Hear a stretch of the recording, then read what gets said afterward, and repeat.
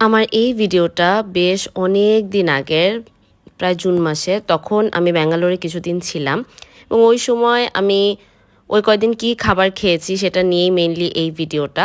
প্রতিটা জায়গার খাবারের রান্নার ধরন বা স্পাইস সব কিছুই কিন্তু ডিফারেন্ট হয়, তো এক একজনের কাছে এক এক রকম লাগে। অ্যান্ড আমাদের কাছে সাধারণত ভালো লাগার খুব একটা কথাও না, কিন্তু সারপ্রাইজিংলি আমার কাছে খুব একটা খারাপও লাগেনি।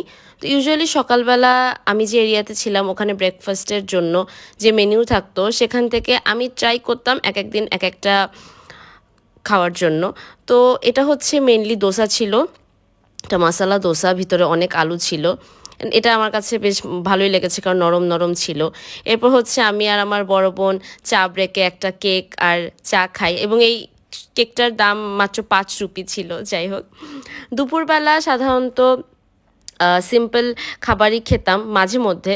তো এর মধ্যে এটা ছিল হচ্ছে একদম বেসিক খাওয়া, যেমন মুরগির লাল ঝোল সাথে ভাত, একটু স্যালাড। এবং ওদের এই মুরগির মাংস রান্নাটাও একটু অন্যরকম, তো আমার কাছে এক এক দিন এক এক রকম লাগতো এবং ভালোই লাগতো, খারাপ লাগতো না। আমি যে কয়দিন ছিলাম তার মধ্যে আমি সবচেয়ে বেশি যে জিনিসটা খেয়েছি সেটা হচ্ছে আইসক্রিম। আমি প্রচুর পরিমাণে আইসক্রিম খেয়েছি কারণ ওদের আইসক্রিমগুলো এত বেশি সস্তা যে আমার দোকান দেখলেই খেতে ইচ্ছে করতো। এটা ছিল আরেক দিনের ব্রেকফাস্ট। এটা মেইনলি ভাটুরা, বাট এটার সাথে ছোলা ছিল না। তো ওরা একটা সবজি সার্ভ করেছিল আর সাথে এরকম 2 রকমের সস। ওদের সবজিটা আমার কাছে খুব একটা মজা লাগতো না কারণ সবজিটা একদম পাতলা ডালের মতন থাকতো, কিন্তু এই ভাটুরাটা একদম নরম। ওরা যদিও এটাকে পুরি বলে, পুরি বা লুচি যেটাই বলি। তো এইটা আমি প্রায় সময় খেতাম এবং এটা আসলেই খেতে একদম সফট এবং কি বলবো, আমার তো মজাই লাগে। তো এরপর হচ্ছে আমি থামস আপ খেয়েছিলাম ব্রেকফাস্টের পর। এটা হচ্ছে লাঞ্চের মেনিউ ছিল আর একদিনের।